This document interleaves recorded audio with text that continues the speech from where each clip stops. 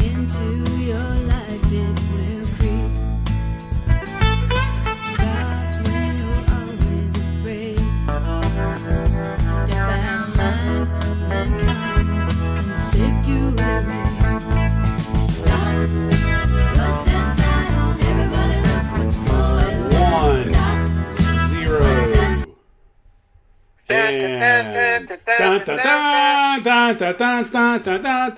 And we are live here at Max's Models. My microphone little thingy shows it's working. Can give me a 5 count. 1, 2, 3, 5, 7. Okay, and that's public school math. Steve, your turn. 5, 4, 3, 2, 1. Okay, if you guys can hear Steve Max. Oh God, I really didn't get enough sleep last night. If you guys can hear Steve and Ken and myself, we are operational. I've been getting up very early because I have early shows this week, so I've been getting on an early morning schedule. I forced myself not to nap, and anyway, I'll go with that. So anyway, I like Ken's comment. It reminds me of intermission at the drive-in. Let's go out to the lobby. Okay, guys. Well, a couple of things to talk about. The asylum is now open.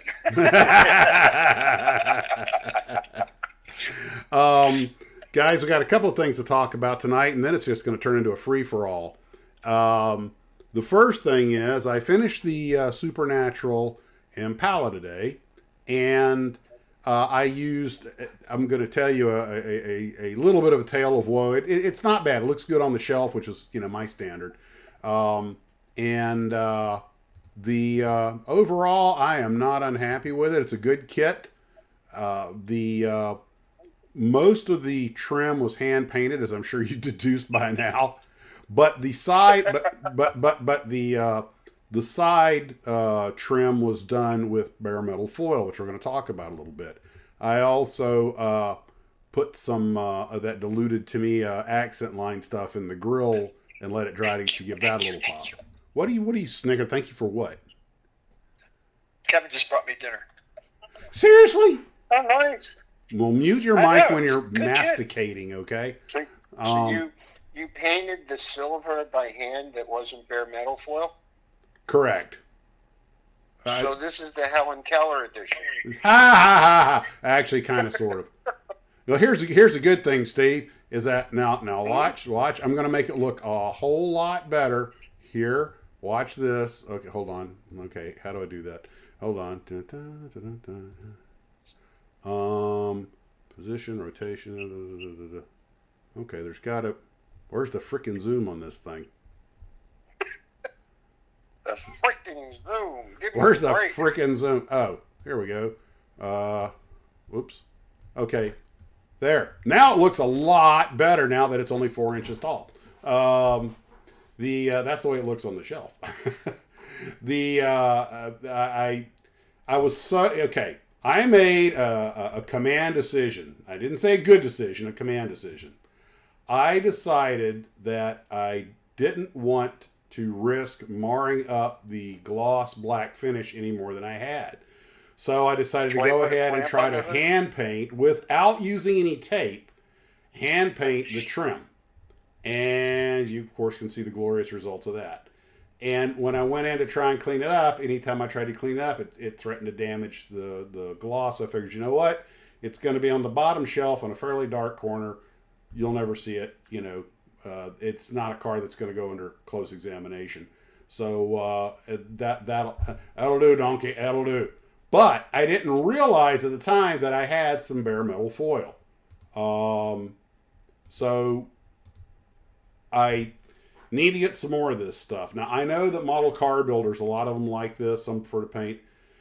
This is the first time I've used it. And of course, the only thing I used it on was the side. It was the stuff I had was really old and it kept tearing and it was super. It was, I mean, I know even when bare metal foil is new, it's still tricky to work with, but I did manage to get it done. And it actually the car, because the camera, how the camera zooms in, but when you look at the car like this sitting on the shelf, it actually doesn't look. It looks okay. I mean, it's never going to go to a show. And I haven't used bare metal foil in years. It definitely need a little practice on that. So I thought we would talk about bare. Oh, by the way, the AMT Supernatural Impala kit was the complete opposite of the Mustang. The Mustang was fighting me all the way. I did not have any fit problems with the Impala. So glad to report. I think that is a little bit of flash. Everything's thoroughly detailed as you would expect. I did leave a few engine components out because I was like, I'm gluing the hood down anyway. However, I did have, as you saw on the scroll at the beginning, I did have a few issues with the Impala with the hood seating. What happened was the hood was fitting just fine, but I didn't use a lot of glue on it. I didn't figure I needed to because it fit, so well. And then, let me move this up here.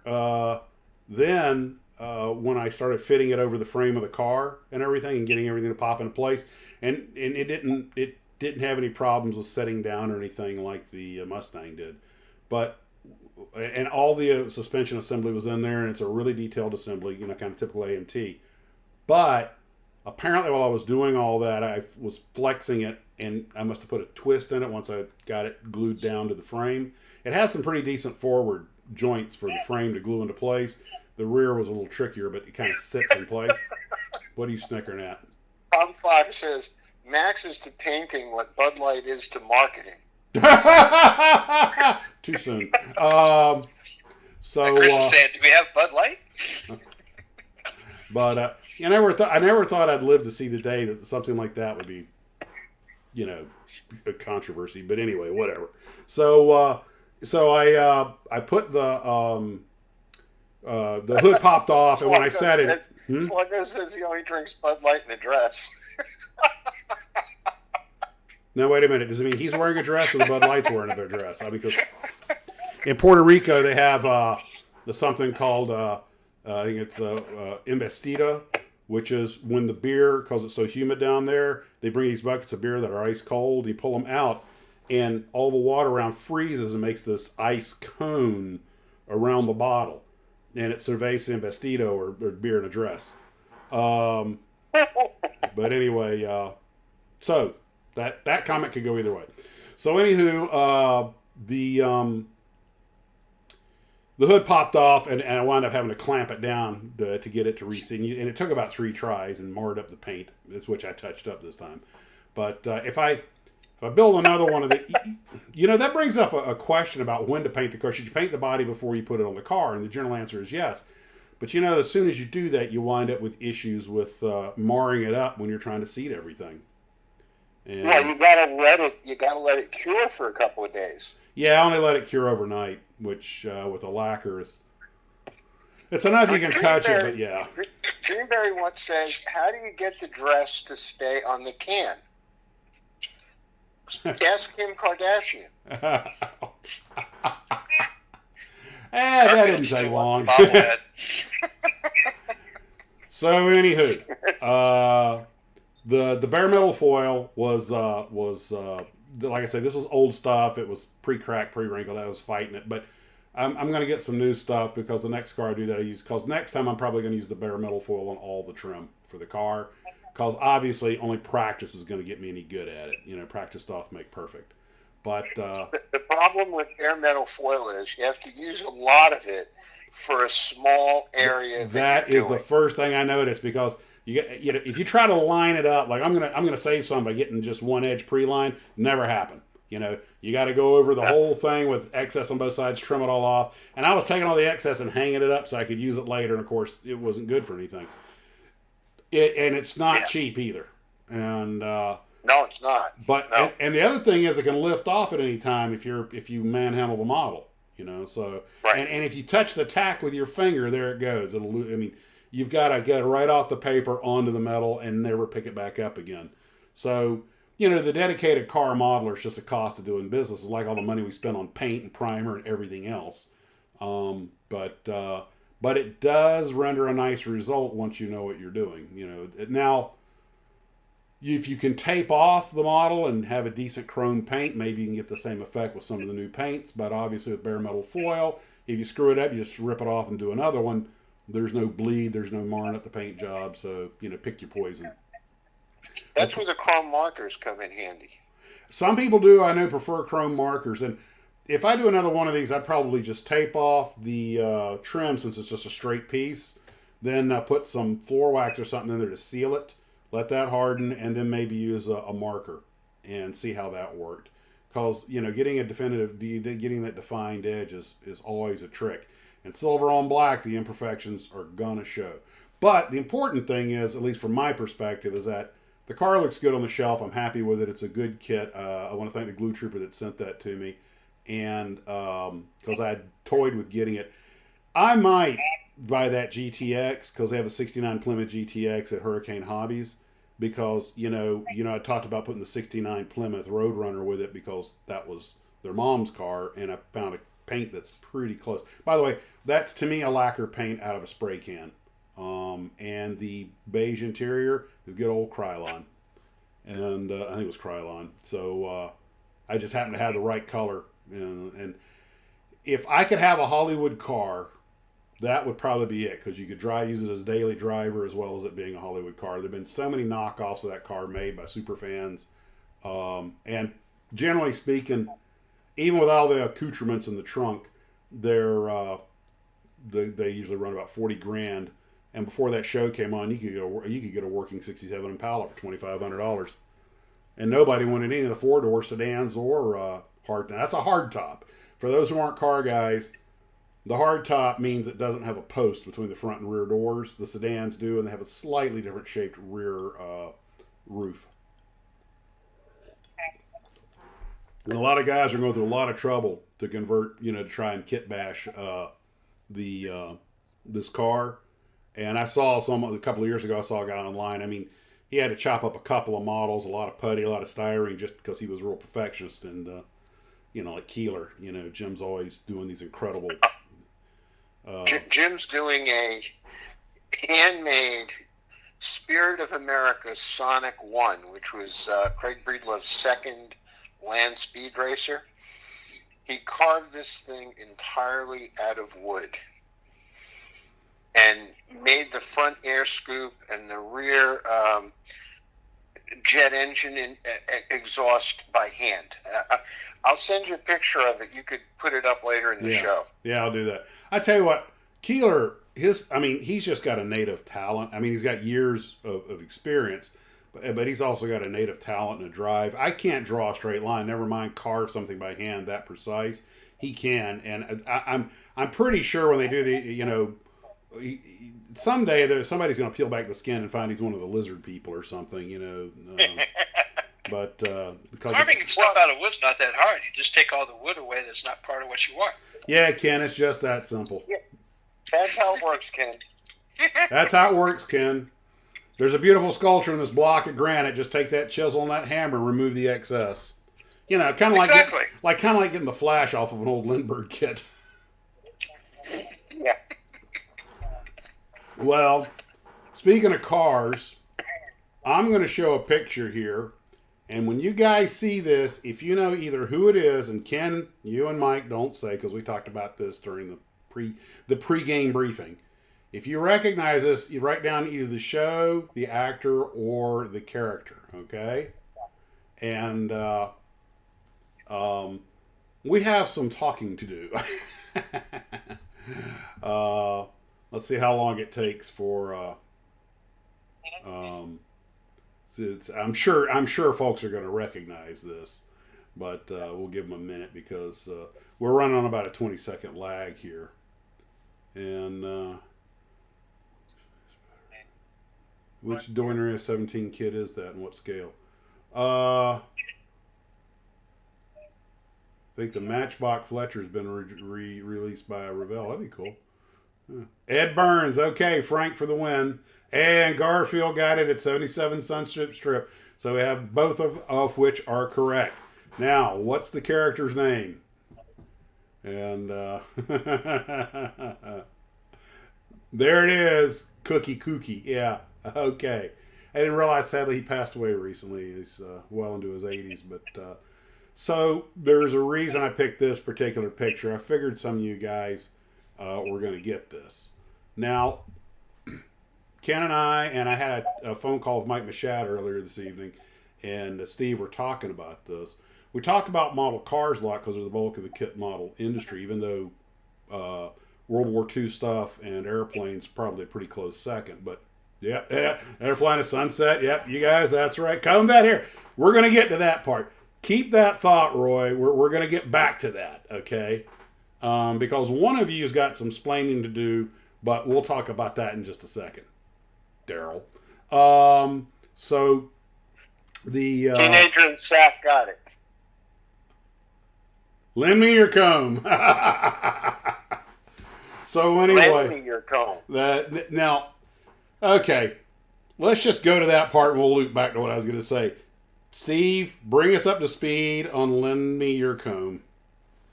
That was part of the song "Kooky Kooky, Lend Me Your Comb," which was a big hit in like around 1960. Good Lord. Paul Adams says that 77 didn't make it to New Zealand.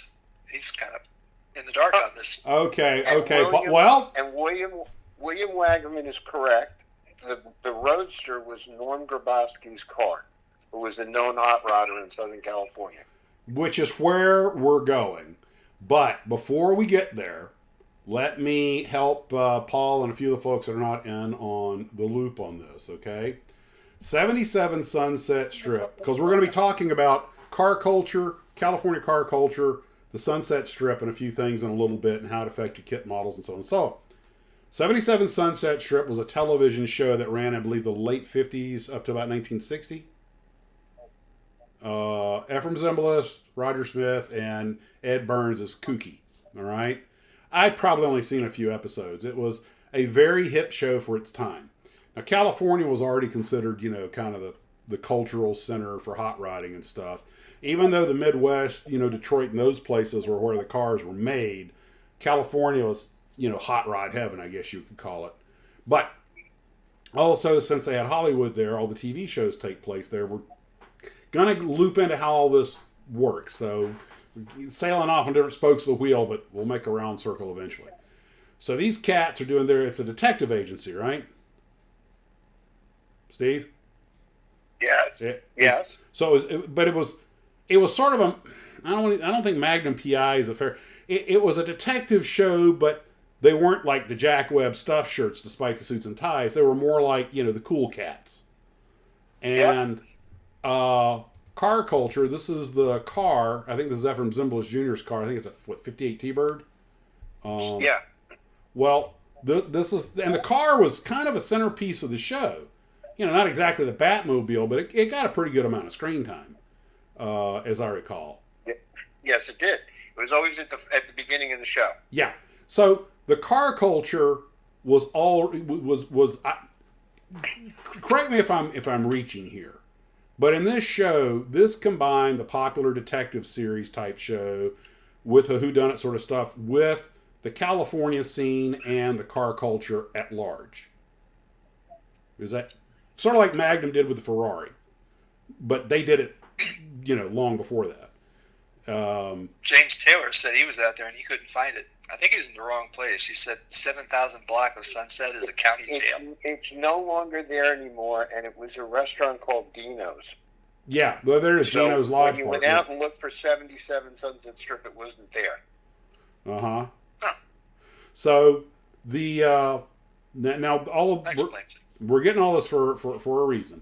Now, Kooky was, I guess, supposed to represent the young hip crowd, where the other two were a little more straight arrows, but still, the whole show had the cool vibe to it. And this was Kooky was the parking attendant for the restaurant. Yeah, but he was a regular on the show. Right, they used him from time to time to do stakeouts and things like that. So he was Scotty to Kirk and McCoy, or to Kirk and Spock. Pretty much. And so the dealio there was, before we get off, Steve, you're the one that told me this. What was it the girl called him? Dreamberry? Oh, Connie Stevens. Connie Stevens called Kooky Dreamberry. No, she called him Kooky, and she used to say, "You're the Ginshiest." Oh. And Okay. she sang the Kooky Kooky Lend Me Your Comb song. Okay. I thought you said something about Dreamberry. Somebody calling somebody No, a Dreamberry. Greenberry said that. He chimed in with that. Oh, okay. Never mind. Then forget what I said earlier. I thought, okay, I got you. All right, I'm up to speed. I really got to read the Cliff Notes more often. I got to read the comment section better, but that's your guys' job. You need to have more. You need to have a drink before the show.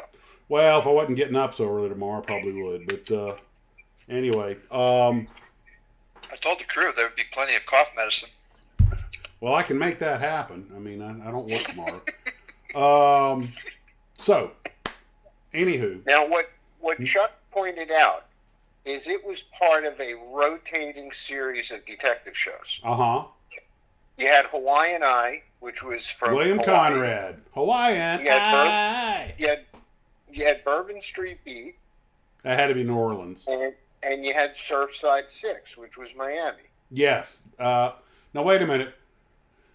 Hawaiian Eye was Bob Conrad. Robert Conrad later did the Wild Wild West. He was the Hawaiian Eye. Who was the one in Miami? Surfside 6.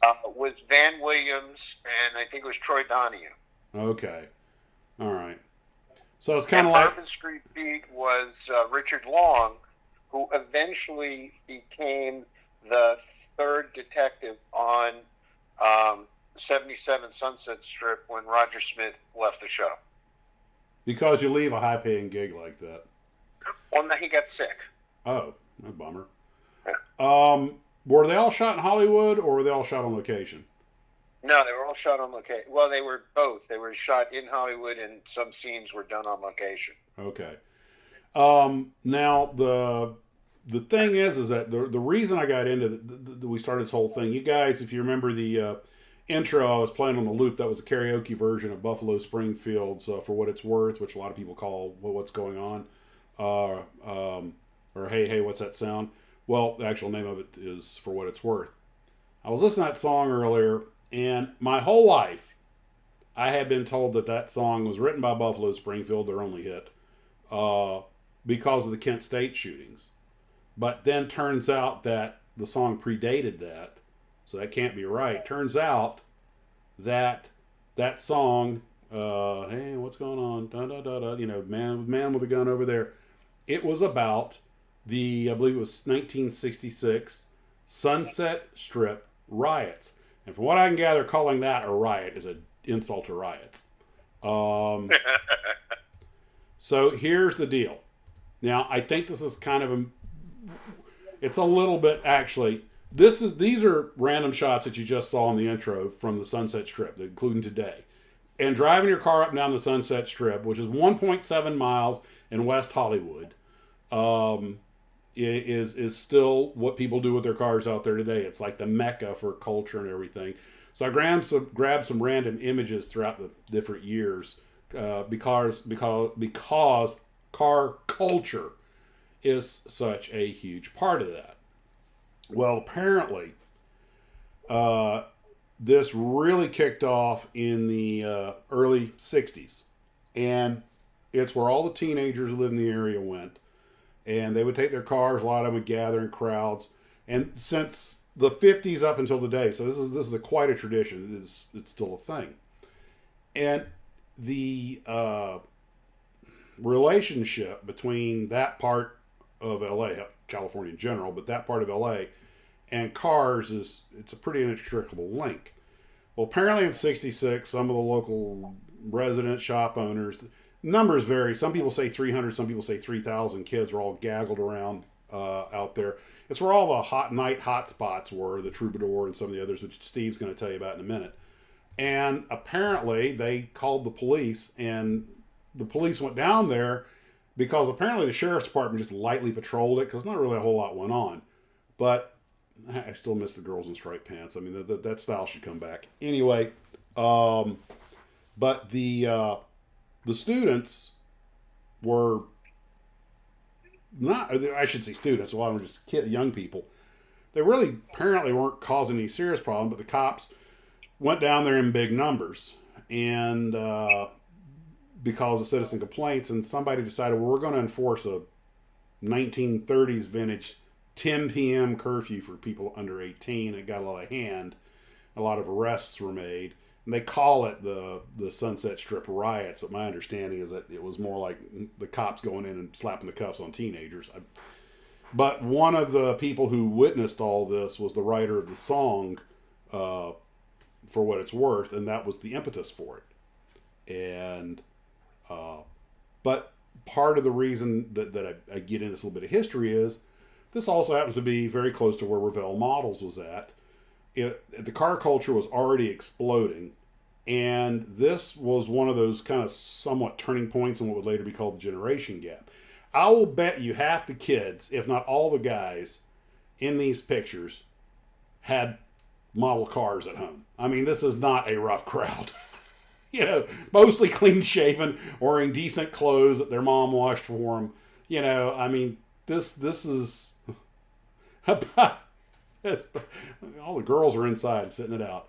But anyway, it's all this cars, model cars, kits, building, movie making, all of it is kind of intertwined down there. And Steve, if you would tell us about, because you used to hang out down there, places like the Rainbow. I think this all started at the Rainbow Bar and Grill. Well, you know, you had places like the Troubadour, the Whiskey Go Go. That's where people like Linda Ronstadt, the Eagles, Jackson Brown, that's where they all got started. You know, they would have open mic night, and they'd go down there and they'd get discovered. And it was the place to be, you know, they had comedy clubs, and the whole thing was to happen. You know, you had the first Tower Records store was there. It was quite the place. I would guess the 60s, maybe the early 70s were the heyday of it. Yeah, in the 70s, stuff kind of moved, like the car cruising. It moved out to Van Nuys Boulevard. Okay. Which was in the valley. And that's where it went. I mean, you know, the whole car thing in L.A. was because the guys who came back from World War II, a lot of them stayed in L.A. and in California. And they learned skills, and that's where hot rodding began. Well, because there was a lot of cheap old cars available. These guys had skills, and they were creative, and they made these hot rods, and they started a whole culture. And the roads out there were perfect. The weather out there was great, and it was just, you know, a perfect place to cruise. And they're the parents of these kids. And it makes sense. Think about it. You come back from fighting in the Pacific, right? They drop you off in San Francisco or Long Beach or somewhere. You muster out of the Army or the Marine Corps or the Navy. Everybody's hiring because there was a labor shortage, right? Boom times after the war. You come from some farm in Kansas. Why would you want to get on a train for a day and a half, 2-3 days to go back to a place that, you know, when you're like, man, people are hiring right here at 10 times what I could make. The weather's perfect and everything you just described. And the car culture is born. And, of course, Lou Glazer, who had been making like radio knobs and everything during the war, he now turns... Plastic dollhouse furniture. Plastic, yeah. And all of a sudden, these toy companies and the models are starting to come out. And can you imagine being some guy that built his hot rod, and maybe one of the guys working at Revell or somebody sees it and just goes, hey, can I take some pictures? You know, a month later, a year later, and there's something that looks just like your car in a box art. You know, you're like, oh man, that's my car. You know, I mean, I don't know that actually ever happened, but the whole thing. I mean, good Lord, they were making so many car models back then, and I know Johan only made production models, but if you talk to Jim Keeler, and he tells you the story about when he went to work for Revell. And he was 19 years old. Mm-hmm. And he used to meet with Nicky Thompson, George Barris, Gene Winfield, the luminaries of drag racing and of custom car building, Ed Roth. And these guys were all there. And he'd go to their shops, and they'd strike a deal to make their cars, and he'd go in with the team, and they'd measure these cars and make the kits. Mike and I, next time when I'm in California next week, Mike and I might swing by Carol Shelby's old shop, which is right by LAX. And it's on the far side of the airport. Yeah, that's right. And so you see, Ken, the reason that the Sunset Strip and Van Nuys and it became such cultural hotspots is they were just in the middle of everything. And there's another note on this. You guys, I don't know how many of you remember the TV show TMZ. I know it may still be on, or have ever heard of the TMZ, but it's called the 30 Mile Zone. And it's a Hollywood thing. And basically, and I think we're going back to the 1920s or 30s, the deal was that the Screen Actors Guild and the unions worked out with the studios was, okay, here's Hollywood. And you kind of point on a map. They drew a 30-mile ring around it. If you shoot inside this 30-mile ring, all the people have to get themselves the set, okay, and feed themselves and whatever else. But if you shoot outside of that, you got to provide transportation and food for the whole gang. So that's why so much stuff gets shot in L.A. proper. Within 30 miles of it, I should say, of Hollywood. It stays inside the TMZ, keeps the cost down, which is why so many shows are based in Los Angeles. But the people who live in LA know this, so if you want to rent a parking lot to shoot a scene, whereas they'd rent it to you for $1,500 in any other city in America for the day, Hollywood, they're going to want $5,000 because they know you don't want to, it's business. But anywho, that kept a lot of the stuff pushed into that area.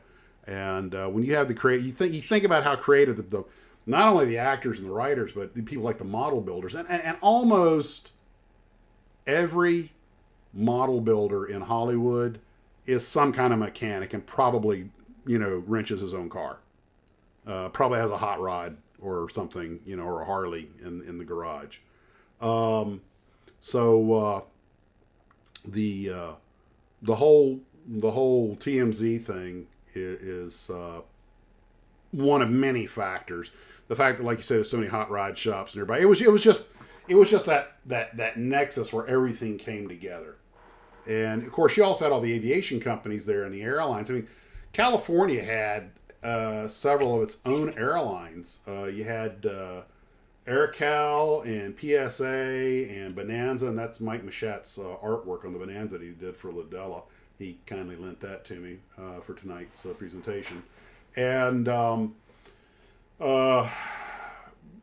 these regional-ish airlines that were...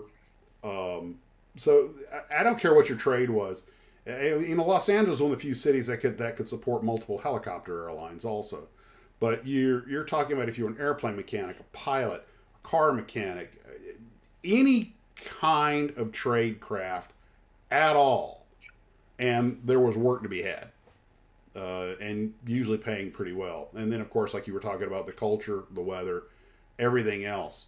So it's pretty easy to see, and even the kit model business was big there, it was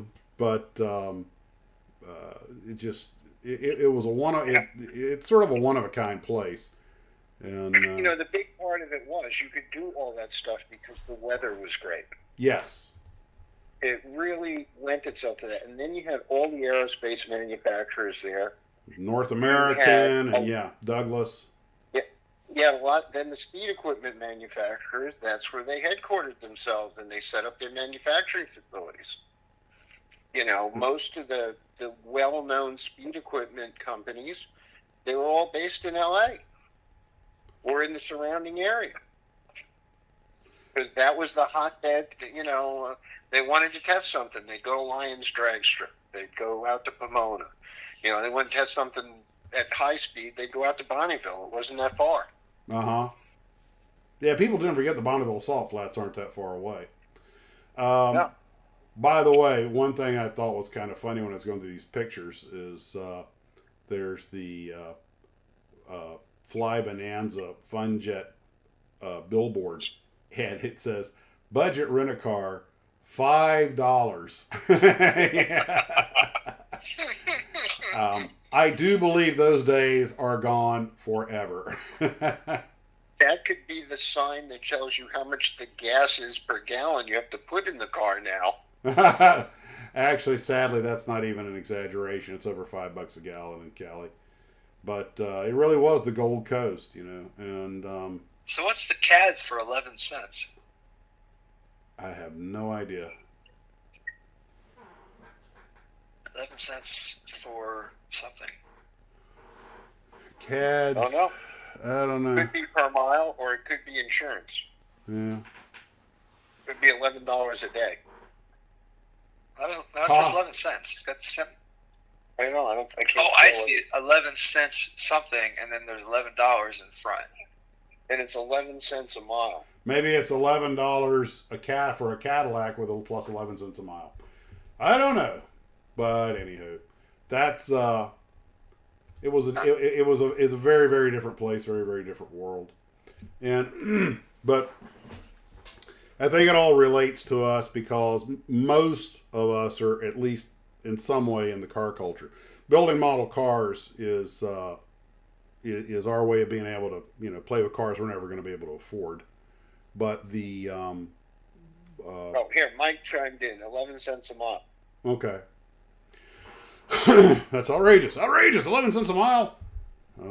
But I just think that all of this kind of loops in because a bunch of kids a bunch of middle class kids getting rowdy in the Sunset Strip in the mid '60s is one of the trigger points for, you know, the counterculture, and that was before Vietnam and all that stuff, and the hippies were even a thing, and it's all because I'll guarantee you half those kids went home. Their parents, what do you think you're doing? Get arrested by the police. They went up, locked themselves in their bedroom, and started building their Johan model, you know, Plymouth Roadrunner or something. But it just cracks me up. Wasn't the precursor to the hippies the beatniks?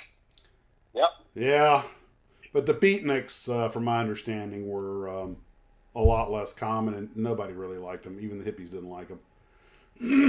Now, if you can tell me the difference between a beatnik and a hippie. But I'm not sure there is a difference. I don't know if the beatnik was just the proto-hippie, but... Pretty much. It was like the test model.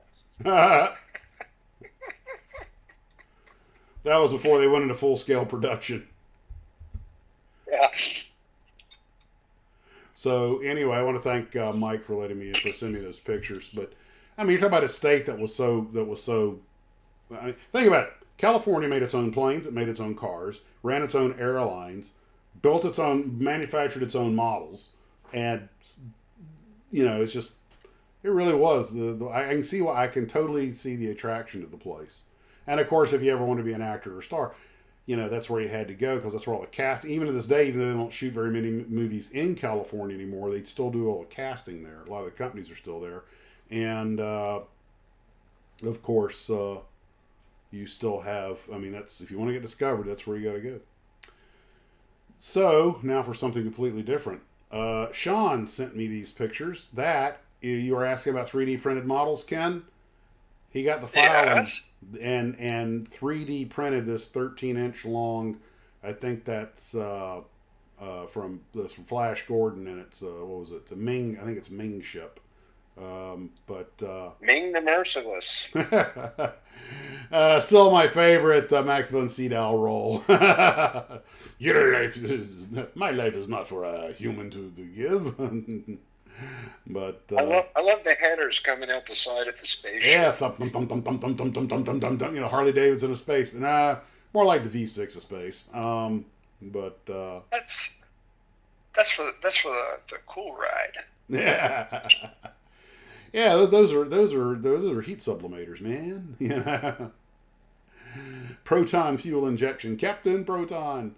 But there it is, all 3D printed up for you. So yeah, I would imagine to an extent the 3D printing is the future. And Sean, good job with that. And thanks for sending that to me. Well, what were those things that near the end of the tailpipe? Echo chambers or reverberators or something like that? You mean on glass packs or something? Resonators. Resonators. Yes, it's even got resonators on the output. Hey, I didn't take a photo of the bottom of the Impala, but it has resonators. That's pretty thorough. Oh yeah, it's a good kit. That Impala is a solid kit. They didn't miss a trick with it. And So how long did it take them to print that? I don't know. Sean, are you out there? And it looks like it's the fuselage is all one piece, maybe. Maybe. I don't know if that was a one-piece print job or how much you had to glue together. But the 35 cents a gallon could fill my Maverick for $5. Yeah, those days. I remember seeing my parents pay 35 cents a gallon for gas and thinking that was outrageous. I think I can remember it being 28 cents a gallon. But I was born in 61. I remember so 1909. Well, you are old. And they washed your windows, checked your oil. Yeah, I remember the hood full service. Your tires, gave you stamps and a drinking glass. That now it's $5 a gallon. Figure it out for yourself. That is one of my favorite parts of the movie Back to the Future. Is when when you see the car pull in the gas station. I don't know if it's a Hudson or a Plymouth, but it pulls into the gas station and like four guys, all in night jacket uniforms, with stop sign hats, descend on the car. They're checking the tires, the oil. The hood immediately goes up. One of them's pumping the gas. I mean, and I remember places that actually had multiple attendants that would take care of your car. Usually that was more of a big city thing, but I remember we had a gas station in my hometown of Quincy, Florida, Lolly Sing Oil. Mr. Lolly, great man, wonderful guy, and he had the last full service station in our town. You pulled up, and he usually had one guy, but they'd ask you how much you wanted. If you wanted premium, and they'd pump it. And while they was pumping, you'd see that he'd ask you to pop the hood. He'd check the oil and check your tires and all that stuff. Tell you whatever you needed. Slam the hood. You need a cord, he'd put it in for you. And he charged a little more than the other places, but a lot of the folks that I'm sorry, there was another full service station just down the street. I think Bo Bean's gas station. And yes, I know I'm from the country fried South, but the gentleman's name was Bo Bean. And as long as I knew him and said that name, it never even crossed my mind how southern that sounded till right now. but Bo, and both the gas stations charged a lot more than the others, but you never had to wait in line because people trying to save money didn't go there. And but there was a clientele that didn't care; they wanted the service. And it's cliche. But you probably only had 4 cars in your town. Oh no! There were 7,600. When I was a kid, there were 10,000 people in that town, so we had to have at least 500-600 cars. So anyway, they would pull in. I used to work in a gas station. I did that. I went out, filled the car up, checked the oil, checked the belts. I checked the tires if they wanted me to, but usually I didn't do that. We used to get tips for that. Huh. Mm-hmm. Oh yeah, I get some really good tips sometimes. Oh, there was an old gas station commercial, and I forget if it was Shell or which one, where the two broke teenagers, pull into a gas station, they put it parked, and he asked the guy for 50 cents worth of gasoline because they're both broke. And the guy puts the gas thing in and starts pumping gas. He starts checking the oil and the tires, and they start getting worried that they're going to have to pay extra for it.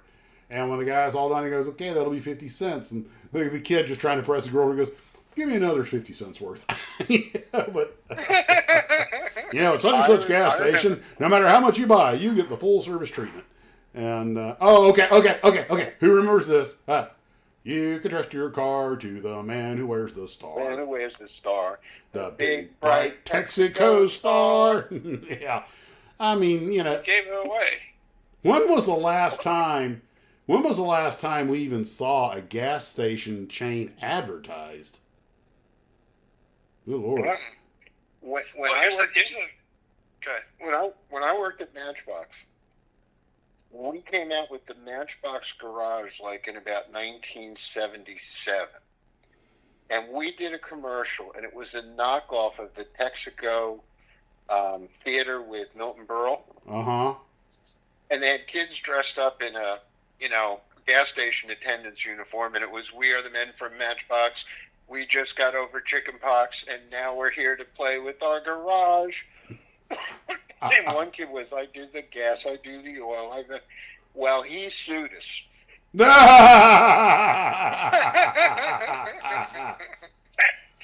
He said it was real good. It was a nice tribute. I'm suing you. And we go, but we got a release. You signed a release. I don't care. I'm suing you anyway.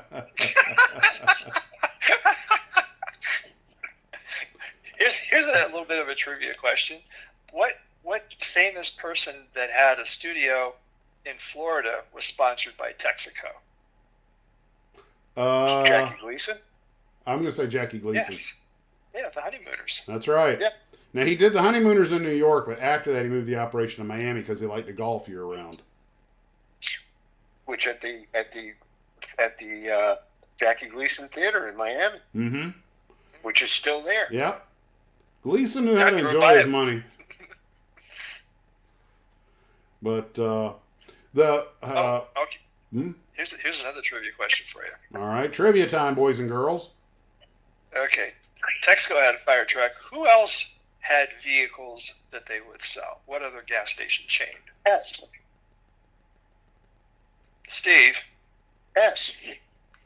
You were supposed to let the audience try and guess. Oh, sorry. Well, we were Chris playing says the along. Texaco. I was just say Texaco. Chris said the Texaco fire truck. Yep. Put a tiger in your tank. I remember that one. I still have one of those tiger tank things. Those tiger tails. I was Here's watching. to tell you how old you are. What was Exxon called before it was Exxon? Esso. Axe. Yep.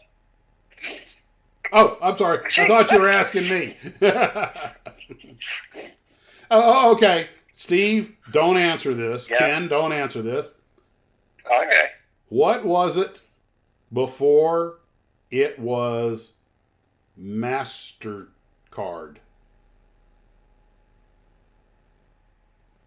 Oh. Don't answer it. Let I know. I won't answer. Not answering it. Okay. Or what was it before it was Visa? Because those two companies have been around longer than you might think, but they had other names before. And I think. Oh, that's interesting. Chuck just said Esso is from French essence. Oh, okay. That makes sense. Why not? Nope. What? It wasn't. I don't think it was Diners Club. No, Diners Club was separate. Yeah, but nope, not Preston. Bank Americard. There we go. We got one. Yep. It was Bank And America. Visa was called Charge X. But what was MasterCard? Amex is still Amex. Yeah, and it's the one that hasn't changed. Nope, not AmeriCard. Master Charge. There we go. Hermano got it. Muy bien. It was Master Charge. Master Charge it. Which, if you say that a little sideways, you wind up getting arrested. That's a good one. Oh yeah, I remember the gas station calendars. Oh yes. What I love is you go to you run to the gas station, use the little boys' room, turn around, and there'd be one of the real gas station calendars hanging up there, and like, wow, that ain't like the one they got in the lobby. But what my favorite was, I'm like 7 years old or 8 years old, and I walk out with a, hey mom, can I have a quarter? They're selling something in the machine in the bathroom. I didn't know what it was. Yeah, I remember that. And she's like, no, and don't touch it. Did you wash your hands? Yeah. Did you wash your hands? Did you touch that after you washed your hands? No. No, I was touching something else. I was Yeah, I used to wonder what those things were I was too. only 8, okay? But well, then what are the ones they sell in the girls? Who just shut up and get in the car? You want your Orange Crush or not? Yes, ma'am. Diner Card's still around. Yep, Diners. Yeah, Diners Club. I remember Gulf Oil. Gulf. Oh yeah. Gulf was the first credit card I ever had when I was in college. Mm-hmm. And I applied for it, and I said, boy, are these guys dumb. They gave me a credit card. Oh, you want to talk about being dumb with a credit card? I can top that one. The very first credit card I got was an Amico, I think, if I remember correctly. Okay. And my car was about out of gas. So I drove. I was like, where's the nearest Amoco station? Because back then we didn't have the internet. So you actually looked in the phone book, found the Amoco station where they're located. It was all the way across town. I went over, gassed up on the credit cards. I didn't have any cash. Got ready to drive back. And I happened to mention to the guy that I'm glad you guys any further. I wouldn't have made it. He looked on back. Goes, you see the back of the card? Yeah. This is also good at all those gas stations. I didn't really. It was good at half the gas stations on Earth. I was like, wow. And I remember when I was in college, and I had my Gulf credit card. My gas bill was like $20 a month, and I thought that was a lot of money back then. That was like nothing. It was $5 a week. Yeah, well, Now a different economy. I remember the guy at the gas station telling me to quit, have my motorcycle. When people would put the thing back in, we would squeeze it one more time to get an extra dribble of gas. He goes, don't do that. He goes, because it counts that, but not towards you. The next guy's going to throw this handle. It's going to pop 3 or 4 cents on, because it sees where you get that extra trigger pull after you shut it off. And Squirt or soda, I do remember Squirt. And who remembers? I think they still make it Jolt Cola, twice the pure cane sugar, Yep. Twice the caffeine. I got about a half through one of those, and I was kind of like, dude, this thing is syrup. Actually, the free drinking glasses that they would give out, there was a rule you had to get at least 8 gallons of gas. Yeah. You didn't have to necessarily fill up, but you had to get 8 gallons. All these brands are gone. We had a whole set of Eastern. those things. Yeah. I remember when they had the World's Fair in New York in '64. Mobil had a whole set of World's Fair glasses. Well, that's what drove the '64 World's Fair is what drove topping models out of business. The Unisphere. Yep, because they made the Unisphere models. And they made thousands of them, bet the company, and they had the rights to it. What they didn't read the fine print. They only had the rights to sell it inside the World's Fair. People would go outside and buy knockoffs for 1/10 of what he was charging. Those things are still around. Yeah. They still have them in a warehouse today. You can still buy them from Precise, which bought out Topping. And Bill Topping, he stayed in business hand making stuff, but it was a shell of what it used to be. That is real tragedy. Oops. But that's business, That's, I don't mean to be sounding callous, but well, you're any business, especially a kit model business or a toy business, and you pointed this out many times, Steve. Any of these businesses are one misstep away from complete and utter ruin. From going bye-bye. Yep. Well, look at how many companies did sell out. I mean, Aurora was actually selling a lot of plastic, but Diker's decision to go into games and stuff, and what were they, the third largest model maker in the world? I think they had the biggest catalog of any American company. And they were still selling the figures left and right. And, heck, the boys at Atlantis are still selling some of them today. Yeah. Plus, they were selling AFX sets like they were going out of style. Well, it's 65 when the big slump in slot cars that clobbered Monogram. That Yeah, but hurt that them. was for people who made cars only. Uh-huh. So they didn't hit Aurora. Yeah, that was like for the 32nd scale stuff and the 24th scale stuff that you'd race at a commercial track Mm-hmm. or on a bigger track. But the Aurora stuff, the AFX stuff, still did well. Oh, okay. Yeah. I don't They know. made so much money on the model kits, it was insane. Which was why him choosing to get out of the model business was just ridiculous. Yeah. Got out of the model business? Oh, yeah. They Yeah. sold everything to Monogram. He shut them down, got out of the model business, sold off the molds. And because they had a hit with Skittle Bowl, and he wanted to get in the game business. Well, Skittle Bowl was an anomaly. It was a one-off. They came out with a whole bunch of Skittle things after that, and they bombed like rocks. Yeah. Well, what was that toy that your company made? Was it Getaway Gang or something that exploded in their face? I mean, Oh, Get Along Gang. Get Along Gang. God. That, We lost tens of millions of dollars. We probably lost $50 million on that thing. Ouch. Almost ouch. put him out of business. Which company was that? Lesney? Tommy. Tommy, yeah. And Tommy's a big company. Right, but it took them years to recover from that. It probably took them 10, 15 years to recover from that. Ouch. Tommy Takar, I see a lot of their stuff for sale, little miniature spaceships and models and stuff.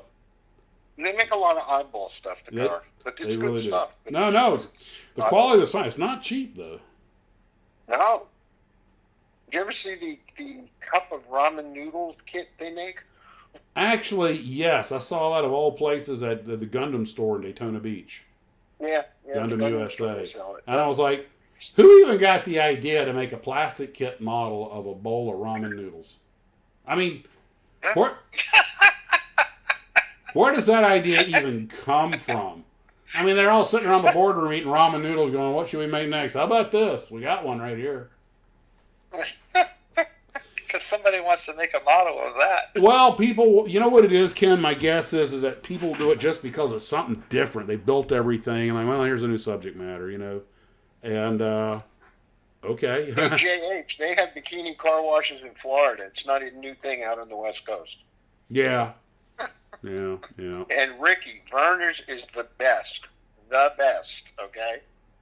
What is? Verner's. You never had Verner's ginger ale? Nope. I got a Michigan? Werner, I haven't even heard of Werner's You ginger never ale. had Verner? Wait, Oh. Werner's gin or Werner's ginger ale? Ginger ale. It is the best ginger ale you'll ever have. What is it, like a It California has brand got or a something? bite to it, but it is great. Where's it made? Or where's it sold? Well, originally it came from Detroit. Uh-huh. They make it in upstate New York, too, because you can get it in Buffalo and a couple of the places upstate. We can actually get it down here in Delaware. Next time I'm up in New York, I have to look and see if I see one, give it a shot. Yeah, when you go to Buffalo, yeah. Because I do Okay, I got a question for you guys. Do y'all remember the pet rock craze? Yes. Oh, God, Yes. yes. Doesn't Okay. poop, doesn't have to be fed. You can take it with you on the plane as your comfort animal. Okay, a lot of people named them. What did you guys name yours? I never had one, Ken. We actually had a cat and a dog. No, didn't have one. Really? Okay. Never had a I Cabbage never had one Patch Kid, either, never but had a there's some pet people rock. came up with some really creative names for them, like Morpheus. Rock Hudson. I would call mine Granitoid. Come here, Granitoid. Granitoid, stay. I'm going to college. I was just wondering if anybody else had come up with any really interesting names for their pet rock. Rock Hudson.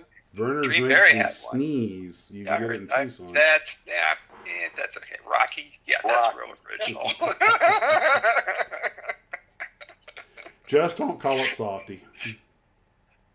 What about those balls that used to be on a string that you would clack together? Clackers. Remember those? Oh, those, I never had some, but I remember everybody in school playing with them.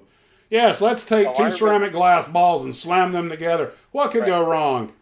Sure. And the shards would fly. I remember in college going in the morning and getting breakfast, and I go sit at the table with a bunch of our friends, and one of the girls had them, and I said, "Is this practice for when you get married?" Well, I remember watching this, and the kids were like, hey, it's a good way to learn about it. And some kids could do it where they could do it like this, and they hit on the top and hit on the bottom. I'm like, do you have any idea? Do you have any idea the velocity it requires to do I that? named my pet rock Ken. I just saw that. So if you drop it and break it, did you kill Kenny? RC Cola and a moon pie. Oh God, that was every airline pie. Oh yeah, there you go. Flight instructor's lunch. But the guy. We had this one kid in junior high school when that knockers craze was going on. He made so much money from selling those to the kids in the school. I don't know how many he sold, but eventually they got so many of them that the school had to ban them. Yeah, the thing is that some companies started making cheap knockoffs, and they started exploding. Flying apart. Yeah, shards everywhere. So they had to ban them from the school. But he must have made hundreds of dollars selling those things. I mean, you remember when Rubik's Cube was the thing? Oh God, yes. Oh yeah. Somebody handed me a Rubik's Cube and said, I used to make a fortune on Rubik's Cube. I would bet people that they could mix it up and I could do it in under 4 minutes. And I bet them like $5, and they said, "There's no way you could do it." I used to take it apart and just snap it back together. I was going to say I would use a paintbrush, but the one I love is people love to do the Rubik's Cube where all the colors were solid on each side except the middle one. The middle one would be a different color, and then they came up with the 4x4 Rubik's Cube. Right. That one wasn't so popular, was it, Steve? Well, it was just like the original one was really the only one that ever it really took off. Then they came with the Rubik's Snake and all this other stuff, and like, guys, let it go. You know, you had your time. Now you're just embarrassing yourself. Sold zillions of those things. Ideal just made bank on those like you wouldn't believe. It was so friggin' hot, it was unbelievable. Yeah, they had their moment in the sun, and who was it that made that pony till it dropped. Who was it that made those? Ideal. And, you know, the thing about the Rubik's Cube was... Saran wrapping gas station toilets was always fun. Nah. I knew somebody had a pet rock called Igneous. Oh, God. I think I've been called that before. But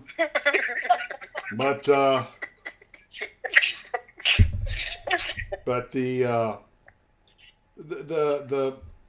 toys of that era, at least, you know, the Rubik's Cube, you know, once you learn the patterns and everything, you could undo them.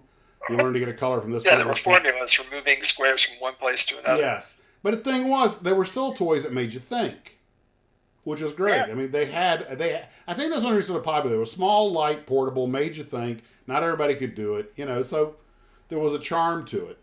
But then once you had the thing all fixed, you're kind of like, don't anybody mess this up. It took me all day to do that. But pretty much all of them ended up collecting dust. And John Ashley, I remember this. Remember when they used to have a deposit on glass pop bottles? My brother and I made extra money riding around on our bikes, looking for them in the ditches and picking them up and get 18 or 20 of them. We walk out with $1.35. You know, spending money. Yep. Yeah, I did that sometimes too.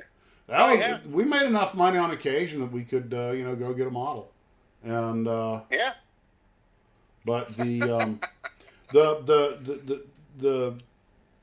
it was really sad. Even as a kid, I remember taking note of this.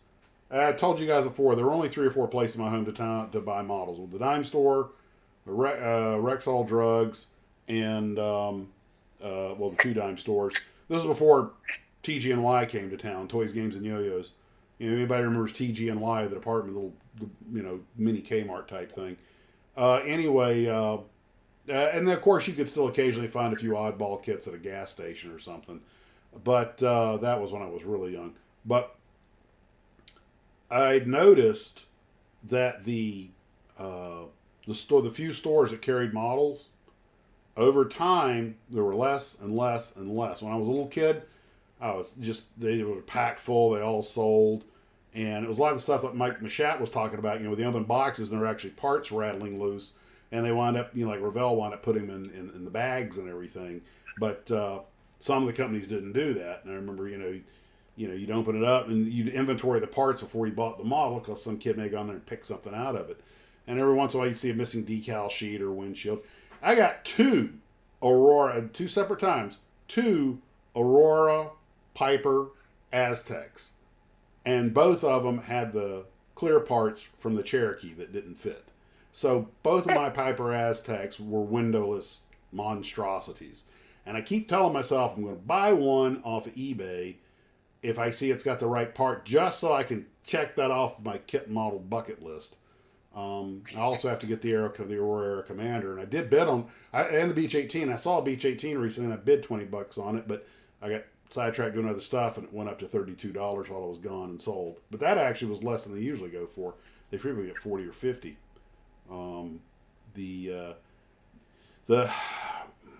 It's weird.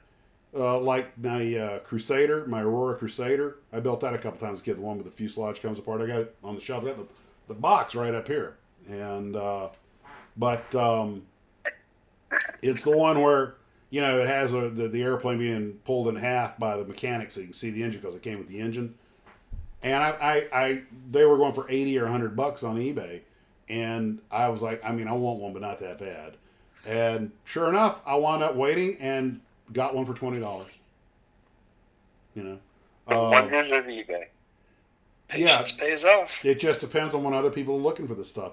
You've got companies like Old Model Kits that's what they do is deal in this stuff.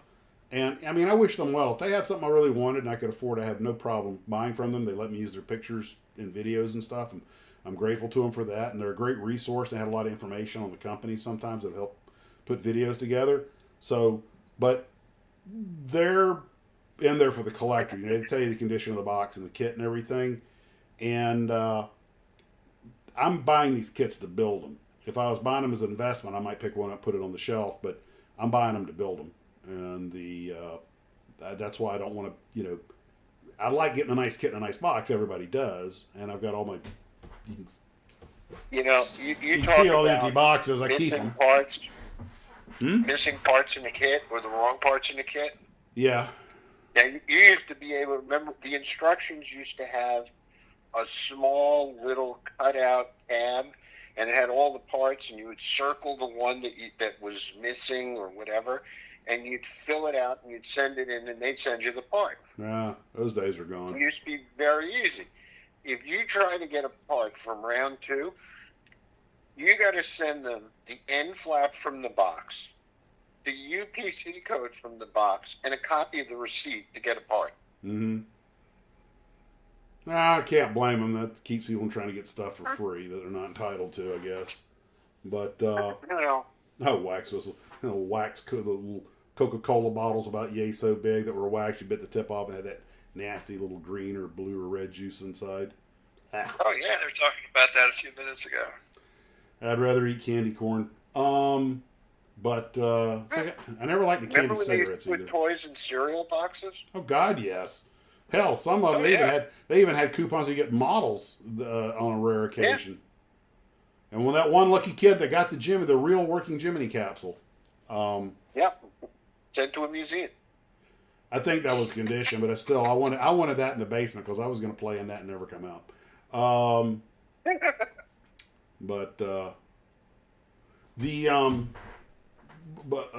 By the way, to switch gears completely, I got some of this gravel paint today from a diorama, and I've got my wife got it for me, and she got me the glue for making the paper mache. But the styrofoam, some folks were asking about making the dioramas, what I'm planning to do, and of course there's a gazillion ways to make a diorama. Trey has made some really good ones. I've seen him he's got some good techniques. I might pick his brain for a few things, but this is going to be real basic. So what I'm planning to do is I have a back piece of firm board, and I keep a lot of my old styrofoam. I'm putting a flat piece of packing styrofoam on top of it. Now today I sprayed it with the brown Krylon paint to see what happened. And what I was hoping would happen. It ate the styrofoam, but unevenly because it created some texture. Okay? So now instead of this flat, smooth surface, it's got these kind of natural little, cutouts and potholes and everything. Wow. Wendell 36 says he has a Revell 727 from a cereal box. Wow, okay, that is rare. I know worries, Trey. It's beautiful work. So what I'm going to do next is I'm going to make the paper mache and just lay it on top. When it hardens, hit it with a primer coat, hit it with probably a dark brown or a black, and then mix a few colors in there. Then I will take, can I still have some of the grass from where we made the model railroad layout? You still got that? I still got about a third of a bag left.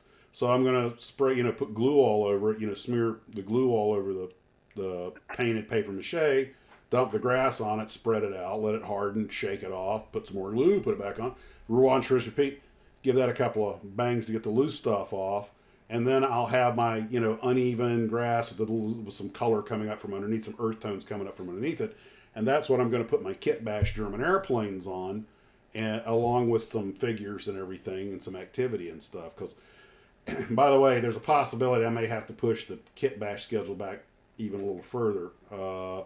So if you're working on the kit bash, take your time. It's not a homework assignment. Other stuff will still go on the viewers bill. By the way, I've gotten some pretty cool kit bashes, and I'm going to give you a sneak peek of one of them because this would look really good on my diorama if it's 1/48 scale. I think I just got this one yesterday or today, and I was thinking this is exactly the kind of cool thing that would go perfectly with what I'm putting together because it shows there's a beautiful logic to it. Because my diorama, I've made no secret about it, my diorama is going to be a post-war airfield, German airfield, being captured by the Allies. And this was something somebody sent me. That, you guys will see, it's going to be a few seconds before you see it. We're running a long lag, like 20, 30 seconds today. But this is just awesome. It's exactly the kind of thing I could see the Germans making at the end of the war. And good Lord, man, yeah, there we go. You should be able to see it now, or in a few seconds. Michael Smith got the first 1999 Eagle in a box of cereal. Oh, wow. Okay. That's a collectible. But anyway, this is exactly the kind of thing that was the mindset that I was using for my kit bash. He just mounted a thing on a tank, and that's perfect. That's awesome. That is too cool. It's a simple, straightforward kit bash, but it's absolutely the kind of thing you'd see actually being made. They didn't do anything like that, did they? If given enough time, they probably would have. If they thought about it. We did. It's basically a Zell launcher.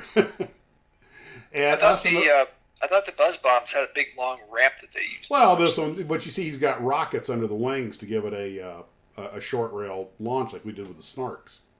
And I think it's awesome. It's the logic of the thing. My logic is undeniable. And the equipment looks all beat up, like end of the war desperation, and everything, and which is the kind of look I'm going to be giving mine. But anyway, I have plans. Herman says he's got a V1. He's got a V1 mounted on the E100. Forgot the name of the company.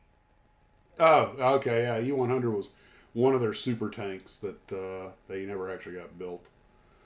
Yeah, the Germans were playing with so much wild stuff, which is with the idea for my kit bash, and we've got some kit bashes coming up that are fantastical, and some that are like, yeah, I could see them making that, and so anyway, a lot of talent out there, but the main thing to remember about the kit bash is to have fun with it. Have a good time. You don't have to. That's pretty creative what they came up with there. Yeah. Yeah, it's very nice. So the somebody had asked me in an email today if I would talk about this. Have I ever had a close call or time I was like, I don't think I'm going to make it this time, or something like that in my flying stuff? And I wasn't sure that was the kind of thing anybody had an interest in, but a couple other folks said, yeah. There have been a couple of times, as will happen with anybody, where you really start to think you may end up on the cover of the paper, and not in a good way. But the probably the one that pops into mind. See, you got to remember, the thing about the airlines is the airlines are so structured and have so many rules in place to prevent exactly that from happening. There have been a couple of times we were getting tight on fuel, and the situation was getting like, guys, we can't, I've had to declare an emergency once or twice, and we got down. I wasn't really worried about losing the ship. I was more worried about breaking, situation, getting where I was going to wind up having to explain how it got that far down the path. But fortunately, thanks to the structure of the airline system, they have enough traps in place that doesn't happen. But before I was in the airlines, I got trapped in weather one time, and I wasn't sure how the outcome was going to be. I had come back. I was trying to get into Tallahassee. I had exactly 1 hour of fuel till tank's dry, and it was at night, and a fog had settled down, which happens over Tallahassee a lot. The swampy area and stuff. One of the freight haulers got in, but then they weren't doing the instrument landing system the tower was closed, so they weren't doing the instrument landing system to the long runway with all the big lights. You could only do the full procedure for the shorter runway, which was still more runway than I needed. But there was no radar coverage. No one can have you completely on your own. This airplane was a 1954 Traveler, so it had the panel from hell. It didn't have the nice T pattern, with the attitude indicator in the middle and the directional gyro down here and altimeter and airspeed indicator. This thing had instruments all over the place. The ILS was down, needles for shooting the approach are down by my left knee. And I've actually seen a couple of airliners that were set up that way before the instrument panels became standardized. And I was calling, I think it was Jacksonville Center for weather reports. Every place had gone down due to fog. And I figured I could probably make Macon or someplace like that, but their tower was closed and they were reporting low ceilings and fog. And up at 4,000 feet, it was severe clear. Actually 3,000 feet, it was clear. But once you went to 3,000 feet, you were in the soup. No autopilot, hand flown. And so I was like, one of the freight dogs, of course, they did this every night, all the time. So they're really hot. I was only flying once a week or so. My instrument skills were adequate, but not nearly as polished as theirs. He got in and reported a 100-foot ragged ceiling, which was below minimums. But I didn't have a choice. There was, now we're going back to the 1990s here. But anyway, went out, did the full procedure turn on an NDB, which is just a non-directional beacon. So, I'm flying the needle, go out, got the plane on the outbound leg, got the plane fully configured. I was going to come in at one notch of flaps, gears down, power back to 16 inches, and that way I could just focus on flying the approach. Turned off all the lights, set my nav light, so there was no vertigo situation with the strobes of the beacon. I was the only thing in the sky. And did the full procedure turn, turned in on a marker, came in, and dropped down and started flying the approach. Now, what I was concerned about was the low ceiling. But I was like, in this case, I could go out, add enough fuel to try it a couple more times, but What's the point? Yeah. What's the definition of insanity? Or do the same thing over and over and hoping to get a different outcome? I had actually flown to Quincy where I was trying to get to, shot the VOR approach, wasn't even close to getting, had to go around, climb out. And I was like, yeah, Quincy's not happening. I'm not even going to try that. And it had been, up to this point, it had been a beautiful VFR night, but the temperatures dropped a few degrees. That's all it takes, and the fog had formed. And so I go plunging into the tumbling mirth, and I am just zen with the instruments. I had this, had the power set, the airplane was configured, so I'm just zen on the instruments, hand flying. Fortunately, the B-95 Traveler is a very nice flying airplane. That's excellent. And one of the things that's really important when you're shooting an approach like that in a light twin or any twin is make sure the engines are synced up so you don't have one pulling more than the other. You have to completely ignore your bodily sensations and focus on the engines. Tune out. If you feel like you're getting the leans or something, you have to make yourself ignore it. You focus on those instruments. And the other thing is, if the glide slope of the localizer moves, you don't chase it. That's a classic mistake that people make. If the localizer shows that you're getting off a little bit, you go to your directional gyro, make a 2 or 3 degree correction, then come back and see if the needle moves again. Okay, if the glide slope moves up or down, if it goes down, you don't go diving after it. You go to your attitude indicator, you put your little ring 1 dot down on the little dot in the middle of your wings. You put it 1 dot down or half dot down, and then go back to the glide slope and see if it's correcting. Don't chase the slope or the loc. Go on your primary instruments and make the correction, then come back to it as a cross reference. And you've got to discipline yourself to do that. Because if either one of those needles peg, that's a go around. And I didn't have fuel to be playing with that crap. So Getting a little too technical, Max. Well, how can I put this?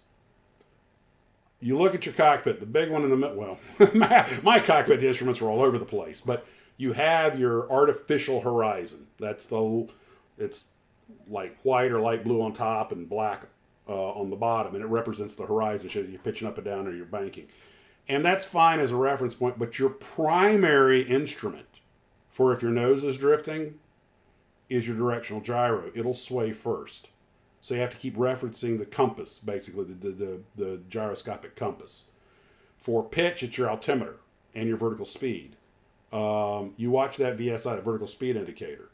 It'll tell you 500 feet a minute up, 500 feet a minute down. When you're shooting the approach, you should be coming down at like 700 feet a minute. If it's above or below that, especially in a no-wind condition like this, you're doing something wrong. And you have to cross-reference each instrument, but don't chase any one of them. If one of the instruments shows you're off, go to the primary instrument, which is usually the vertical speed or directional gyro or airspeed. If the airspeed starts to drop and the vertical speed starts to go up, you're climbing. That sort of thing. You have to focus on those to get your because they'll immediately tell you your trend. Then go back to your secondary instrument, the attitude indicator, and to verify that a correction is being made, or your glide slope, your local. I mean, you've basically got 6 or 7 instruments that you're just bouncing in between. Your brain has got to process that information and cross-reference it with the other information. Now, you train for this. It sounds tough, and to be honest, it is tough.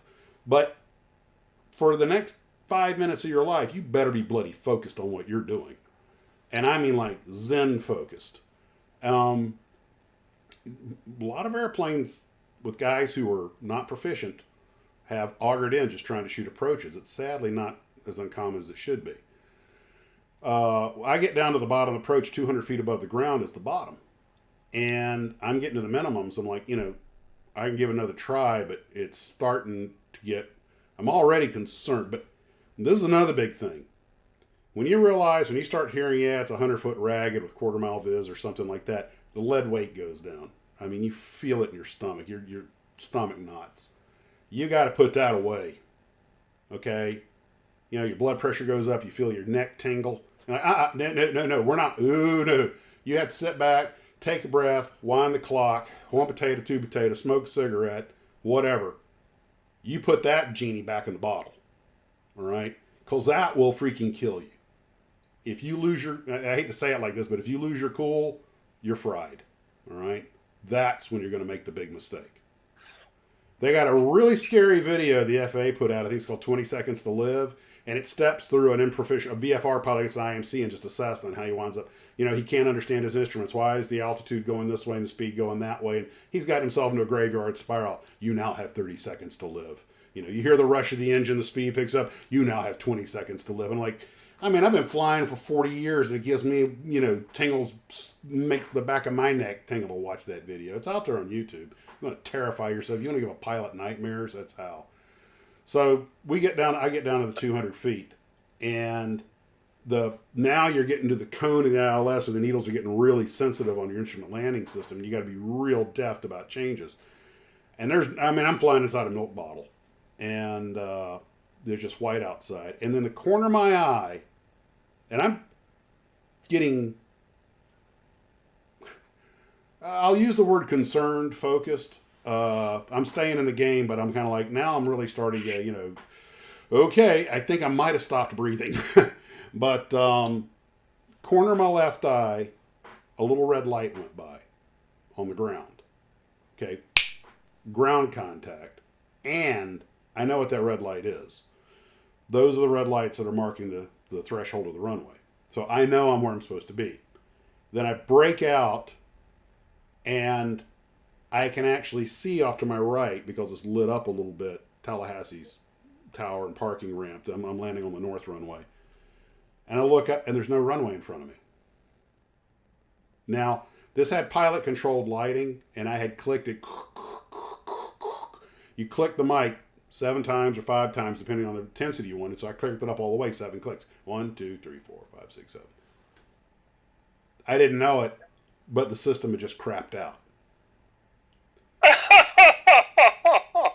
My radio was working fine. Okay. So I bust out, and there is just inky black in front of me. Now, at least I can see off to the side, so I know and I caught that red light from, I think it was the ILS building, the little instrument building. But I knew I was about where I was supposed to be, but I don't want to put it in the trees, because there's trees. So in an act of, I wouldn't call it desperation, I'm going to call it resourcefulness. Yeah, we'll go with that. All of the lights that I had turned off, except for my nav lights, all the I might have had the beacon still going because I think it's legally required. But well, no, actually, you can turn off any lights if necessary. The PHAC, the pilot's Handbook of Aeronautical Knowledge, or the FAR-AIM, the Flight Aviation Federal Aviation Regulations Airman Information Manual. I think it's the AIM, says that you can turn off whatever you have to avoid vertigo. That's allowed. So anyway, but I reach over my hand and I just palmed all the lights on. The landing lights come on, and this gigantic 3.6 illuminates right in front of me, which is the runway number. And I do believe I let out the following phrase, even though there was no one in the airplane to hear it. And it comes from an old John Wayne Western. And I believe I said, "Hallelujah, I am a Christian," which is from... I think it's from She Wore a Yellow Ribbon, when John Wayne goes to see the old Indian chief to try to avert a war. And the old Indian, is about half drunk. "Nathan, you and me smoke peace pipe. Hallelujah, Nathan, I am a Christian." I don't know why that popped into my head, but that's what shot out of my mouth. I brought the power back, made a surprisingly good landing. I don't think there was a dry stitch of clothes on me. And I taxied to the gate, shut him down, ran inside to the office at the FBO, and grabbed the phone, immediately called Flight Service Station so they could put out a notum that the pilot-controlled lighting was out on 3.6 in Tallahassee, which effectively shut the airport down for the night because they weren't using the other runway. But I think the last freight dog had come and gone, so it probably didn't matter. But that's about as white-knuckled as I can remember. And... we got hit by turbulence a few times that was so hard you started to wonder, but that came and went. And to all you troopers listening out there, make sure to book your flights for your vacations now. Max Air. JM's talking about F-111 ETFR terrain following radar. I remember because for those, there's videos you can see out on YouTube showing how the F-111's terrain following radar works. And it's a good system. And they show you heading straight for a mountain in the daylight, and the terrain following radar picks it up and flies over it. And it's really, it's an impressive system. But I remember what one F-111 pilot told me. He goes, it flies on the autopilot. My hand's never on the stick. But it's also never far away. Oh, yeah. But, was that trust but verify? Trust but verify. But... There's familiar to self-driving cars. Well, yeah. I have done some things that were every bit as dangerous as that. I have done some things that were really incredibly dangerous that are actually quite normal. That at the time, because of my place in my career, I really didn't give it a second thought. Like night IFR in a single-engine airplane. I've done a lot of that. Every freight dog out there that's flying 210s. I wasn't flying freight. I was working with students or flying cross countries or just had to get someplace. I've got an instrument rating, the airplane's instrument rating, off I go. But and looking back on it now, I wouldn't do that for all the tea in China. But I was a young flight instructor, Captain Courageous, and you're trying to get your hours up, and this is what the job requires. And so how many engines did you have fail in that situation? I didn't have any, but other people have. But Ken, I'll tell you what, that's not your only threat. I have really got to stop watching channels like Scott Purdue's Flywire, Blanco Lirio, Juan Brown, or Dan Grader's Probable Cause, because they scare you away from aviation. What they do is they profile all the accidents. And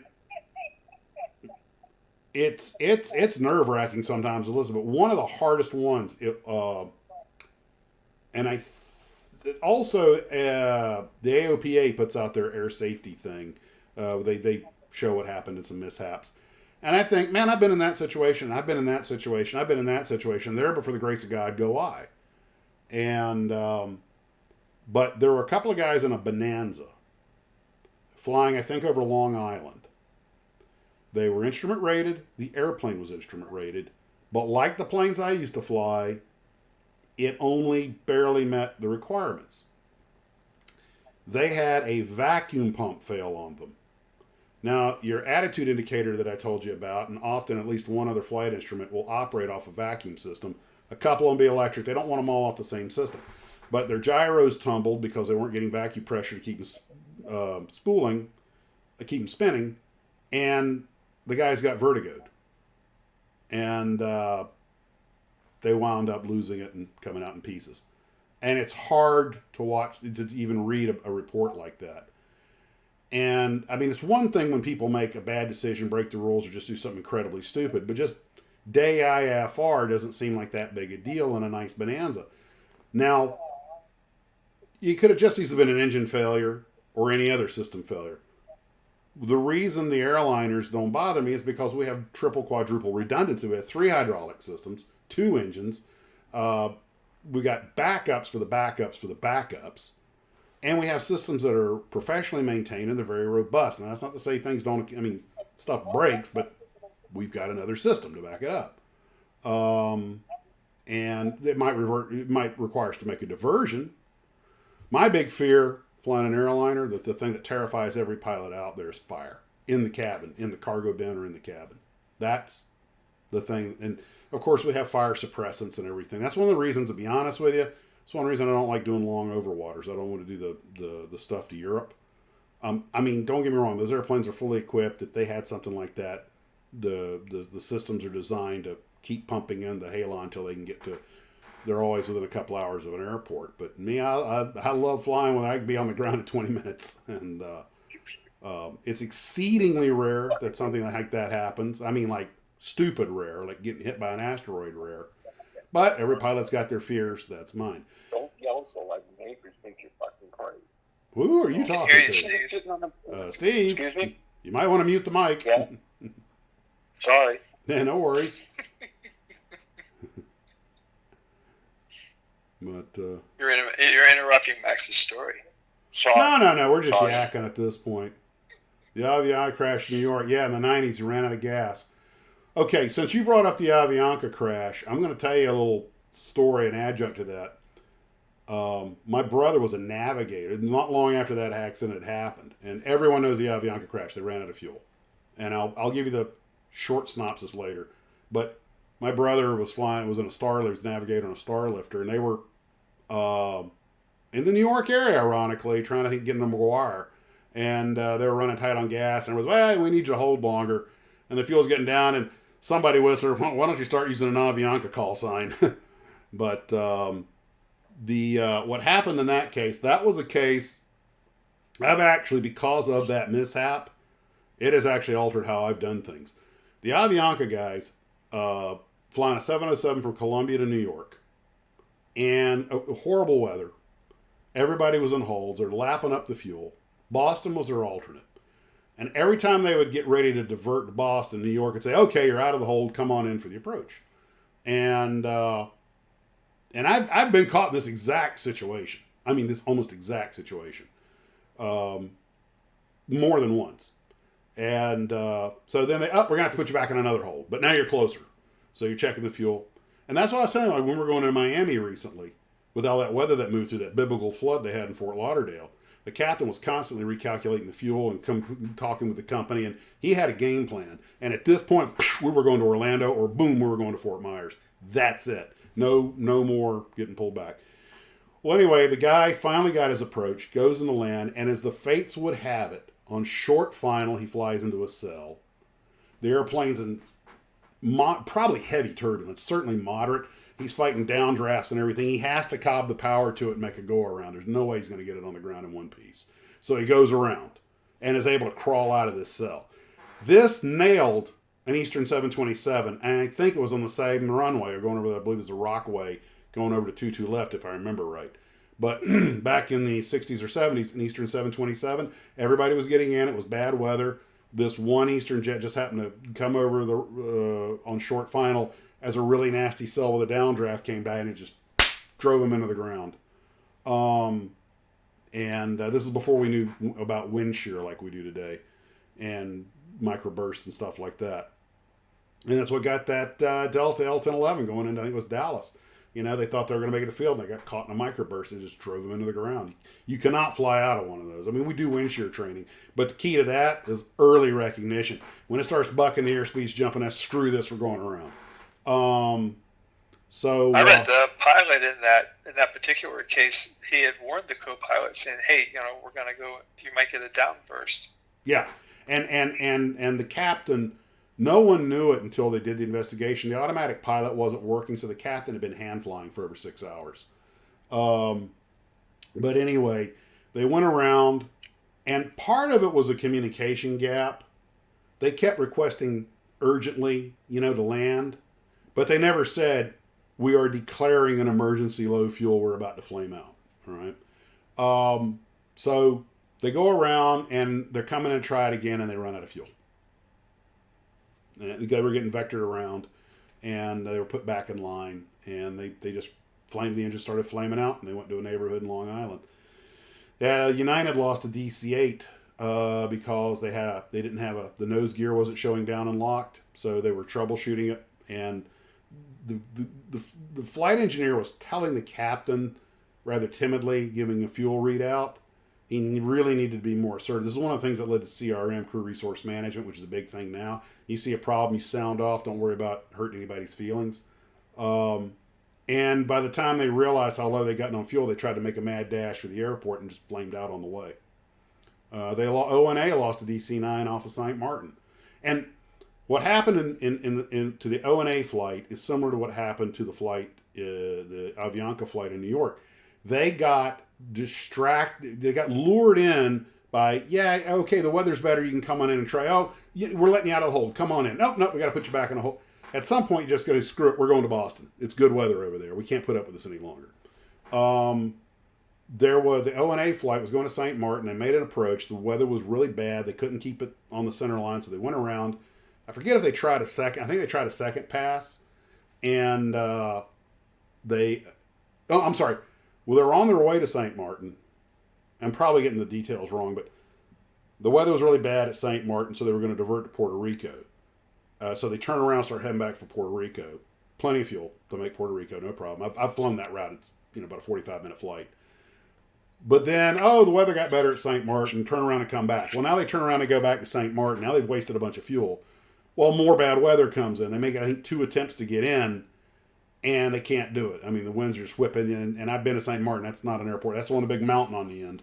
You don't screw around there. So anyway, now they turn around trying to make it back to Puerto Rico and run out of gas. Bunch of people got it. The DC-8 that United lost and the ONA DC-9, and both of those, the pilots survived. And they said that the captains in both cases were obviously broken men.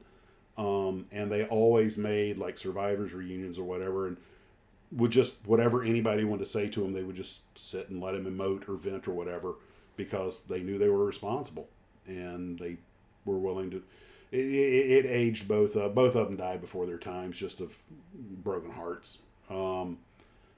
Make no mistake, pilots take the whole pilot captain thing very seriously, and my goal in life, and I made it so far, is knock on wood, to land with as many have everybody walk off the plane at the gate, and I've got a few that almost didn't you? I had a couple. Well, we've had to make diversions and stuff, but there have been a couple of times that stuff happened. You had to act fast, but Mother Nature is probably your biggest enemy. We had the incident in Richmond a while back where we were going to D.C. and we got hammered on very short final, had to go around, and they were turning the airport around, and they needed time to get stuff done. Screw it, we're going to Richmond. But we never got in. We never actually got into the reserve fuel. That was all handled and everything, because I made a decision right away that, okay, you know what? Richmond's 14 minutes away or 20 minutes away. We just flew over it. It's clearing 1 million, and there's hardly any traffic, and our airline has a base there. We're going to go and get fuel and come back. We sit here and go in circles 2 times. We are going to. What I was, in that case, I was making sure I did not put myself in a position where I was going to be an emergency aircraft. I did declare the big E early on, though, when I got to Richmond, just to make sure we went to the head of the line. And I did all my paperwork, and the feds and the company, they all looked at it and said, yeah, okay, we understand. And it was fine. That was one of my last flights as a captain. But, you know, one of the big things, you got to be able to make a decision. On more than one occasion, and I remember it happened at my previous carrier at Mesa Airlines, I'm in a 145 going into Burlington, and the weather goes down. The weather's nice, it's just low ceilings. Burlington's got mountains around it, I mean, you know, and all that stuff, so you don't. And we're out there in a holding pattern and said, okay, you know what, it's VFR over at Portland, Maine, we're just going to go over there and get petrol, turn around and come back. We head to port, and they said, okay, so us and Eagle, both turn around, American Eagle, flying the same equipment. We both turn around and head for Portland. Then they call up and go, hey guys, the airport just opened up. Do you want, you know, if you want, you can come back and try it. I take one look at the fuel and go, nope. Because if it opened, it can close. I know Portland's VFR, and Portland ain't surrounded by mountains. And it's not a long flight. So I tootle off to Portland. American Eagle goes to shoot the approach. I have no idea. I didn't follow up. I don't know if he got in or not, but it wouldn't have mattered. I'd been behind him. I'd been super tight on fuel. We landed at Portland with, you know, just, you know, above reserve fuel and everything. It was a non-event, you know, and that's that. It happens from time to time, but one thing, the airplanes can do a lot of cool things, but they cannot make gas in the air. If you do, you know, I've gotten hammered a few times in weather that I was like, this ain't good. But I was never really concerned that we were going to lose the airplane, although it did scare the crap out of me. But that tends to get your attention. I've got somewhere running. Yeah. I've got somewhere between 18 and 20,000 hours. And I think most of the most dangerous stuff I ever did was back flying single engine airplanes at night with students. Because one night, I tell you when I had this little come to Jesus moment. A basic IFR night, kind of VFR, kind of IFR, very smooth. Technically VFR, 3 miles visibility, you know, but it's at night, you can't see a damn thing. Look down, you can see some lights on the ground and everything, but forward visibility was nil. Anyway, me and this guy, and I wasn't as big back then. Fortunately, he was a very slight build. We're tootling along. He's an ex-military aviator who flew single-engine jets in the Navy. He flew Skyhawks. Well, that did not get him the credentials he needed for an airline job. So he's building up his instrument time and everything. And I'm the instrument instructor. I didn't even make him wear the hood because, like, dude, you're completely instrument dependent here. We're flying from, I think it was Maryland. I think it was Gaithersburg to Richmond. And one of the airports near Richmond, Franklin or Hammond or one of them, I forget which airport it was. Anyway, we're tootling down there and we're out over the Virginia forest, you know, 3,000 feet, borderline IMC. And that plane's running fine. The weather, it's smooth. There's no icing conditions or anything. But I just kind of looking down and occasionally I can see a light or something, you know, realize he maybe make out the trees a little bit. And I'm kind of like, the two of us are hanging on a 100 horsepower 4-cylinder engine. If we lose a wrist pin or there's some crap in the fuel or a carburetor seal breaks or just any of a multitude of little tiny things that go on in the bowels of an engine, we're going to be in a 70 mile an hour glider right into the tops of the trees. And there ain't going to be a thing we can do about it. And then I realized this may not be the smartest thing I've ever done in my life.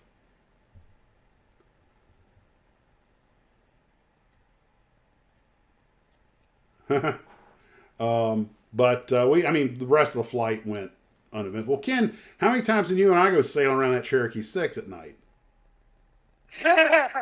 Even on a beautiful VF. We did run out of fuel. Huh? We ran out of fuel heading up to Chicago from one of the tanks. Well, we had 4 fuel tanks. We ran a tank dry. That's not that uncommon.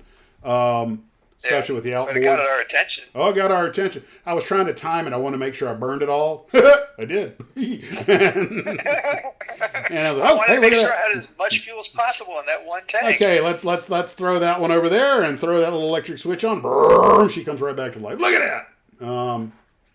And you're over there in the right seat. Said, I got it. I was like, okay, I know what to do. But well, I know what it was. Yeah, the Gimli glider 767 ran out of fuel because they put in liters instead of gallons, and it didn't have a working fuel gauge, so they were doing everything off calculations. But the calculations assumed they put the right amount in to begin with, which they did not. That's a problem with using 2 systems. Stick with one, pick a lane. But But but the long and the short of it is, you fly as much as I have, things are going to happen. We've had guys, and I don't like to think about this. Every pilot I know personally that has been killed in a small plane. None of the airline pilots I've ever met in my life were killed while operating an airliner. You think about these days, an actual fatal airliner crash is very rare. I think Mike Machat was telling me when I think it was the 707 first came out, I think they lost, 11 of them in 4 years or something like that. I mean, we're losing one. And the prop liners, worldwide, you lost a prop liner every week. It was just, those were the times. That was the technology. Cars didn't have airbags or seat belts. It was a risk that people accepted, which no one would accept today. But, well, it's, looping back to models, think about this. You couldn't buy glue as a kid in some states. If you bought your model airplane, you had to have your dad go buy the glue because, how are you going to be huffing that stuff, kid? It's funny. They were real uptight about that. Now, of course, the 3-year-old. Well, I take that back. When my wife bought me this, she was using the self-checkout. She had to get assistance because a thing came up that you must be over 18 years of age to buy spray paint. So it had to be. She had to get a ID check thing so the girl could approve it. I was like, so man, I don't know. But it's just really rare now, especially flying any kind of modern equipment. Even Aeroflop, which has the shakiest reputation on walls, had a pretty good safety record lately. But it's tombstone technology. We've learned from what's happened in the past, and they don't like to change it. Well, it's like Elon's blowing up rockets with nobody on them, so that when he finally gets it worked out, when he does put people on them, they don't blow up. And, they're writing that test off as a success because they got so far. Hey, they got that thing in the air for 4 minutes. Okay, what happened? This happened. Okay, let's fix that, re-engineer it. This is how we learn. Well, now we really enjoy. You realize we have over 100 years of aviation 120 years of aviation behind us now. And think about it. Well, and this applies to cars as well as bulldozers, tractors. I mean, we all remember farm tractors had the 2 little narrow wheels up front. And it was nothing uncommon about a farmer being killed when his tractor rolled over. And we actually had a guy in my hometown who ran a tractor repair business that was killed when they were offloading a tractor and it rolled over on him. So, and that happened in my lifetime. That would have been in the 70s. So, technology to make things safer. And as much as we like to rag on lawyers and everything, the simple fact is that lawyers and lawsuits have contributed to making a lot of this better. But cars, don't get me wrong, people still get killed in cars, but you got to work a lot harder at it. Hey, Steve? Yes? What would you say, and I have one in mind, what would you say is the most dangerous car ever mass-produced or manufactured? Most dangerous car ever produced. Now, I'm thinking American, European, I'm not going into Eastern Europe or anything. Something one of us might buy. Jeez, there's so many. That's my Maybe point. a VW bus. There's not a whole lot up front to protect you from anything. Probably a Corvair. You really think the Corvair was that bad? Hello? Hey, you really think the Corvair was that bad? I mean, the Corvair's, pickup truck, your front legs were the front bumper. Oh, the Corvair pickup truck? Yeah. Oh, I thought you meant the little Corvair Monza sports car. No. I mean, your feet were ahead of the front wheels. Okay. I was going to go with Ken. What were you going to go with? You said the Volkswagen bus? Yeah, Model- VW bus, because there's nothing up there except for a sheet of metal in front of you. I was actually going to Same go with thing. the VW Beetle because they had a really bad fatality rate. Yeah, but they're pretty safe. You can roll those things over and they don't come apart. Well, there's an old joke. If Teddy Kennedy had been driving a Volkswagen, he'd be president today. That's right, because they floated. Yeah. I remember you guys remember the Volkswagen Don't- commercial where he drove it in Don't the laugh. water? When I was at Boy Scout camp, we had this guy who ran the camp, and we just hated this guy. And he bought a brand new VW Beetle. And one night we got up, and it was easy to break into. And we broke into it, took the brake off, and we rolled it out on a canoe dock and cut the dock loose and set it off into the middle of the lake. God. And boy, was he pissed the next morning You at 7 think? o'clock when. What is a Ford Mustang CrowdStrike model? A what? Ford Mustang CrowdStrike models. I'm not sure what that's. That one's lost on me. Well, I don't know what that is. The That might not Suzuki be a Samurai. specific- Now there's a good candidate. The Well, Suzuki Samurai was a dangerous little one.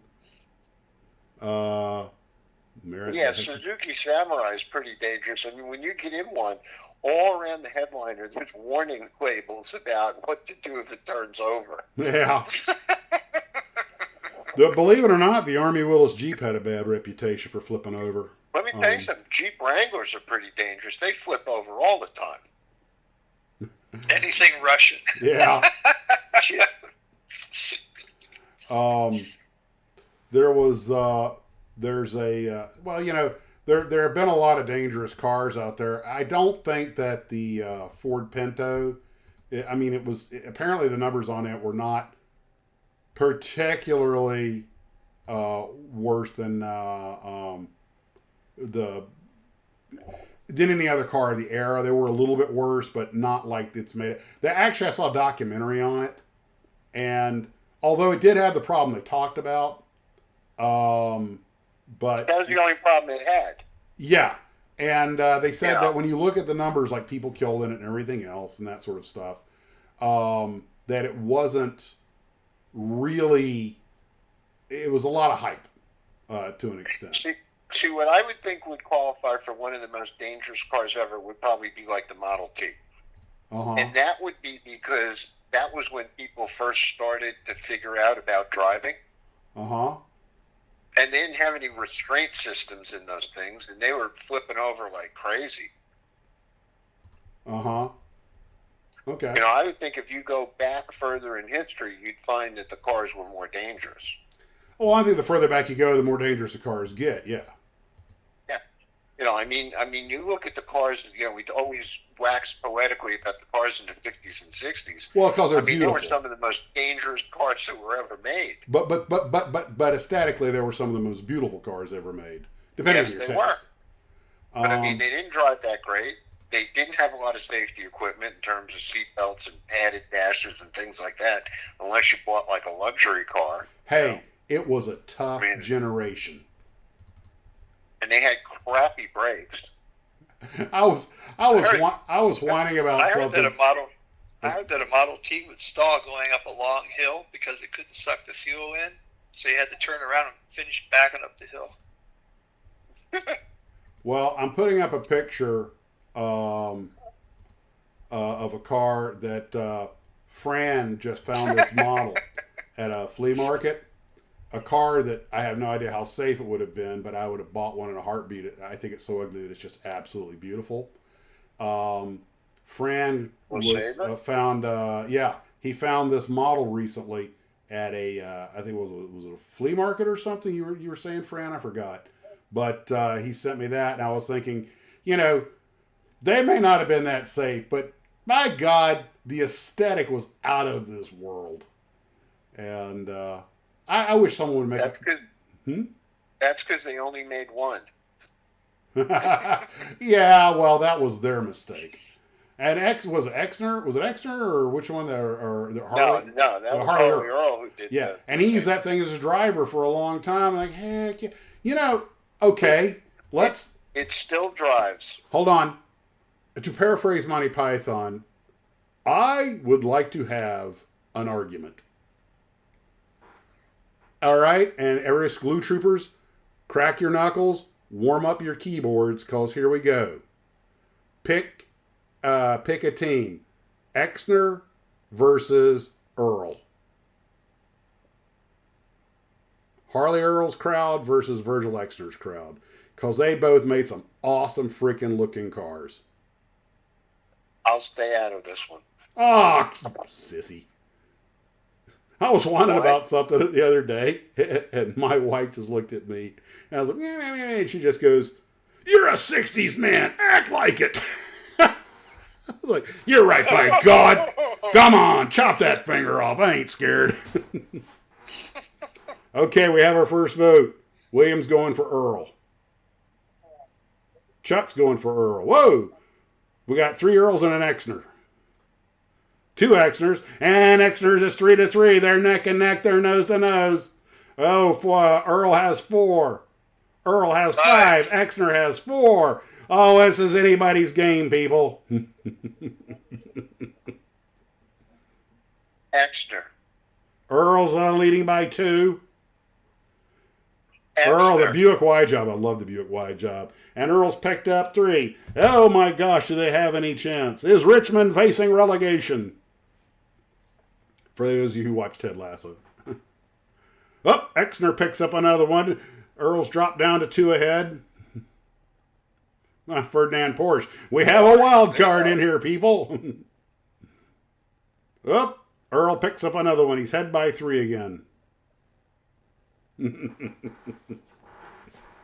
All right. So how long are you going to let this go on? Until someone convinces who is Earl, who is Exner. I think you can finish now. I got the same question.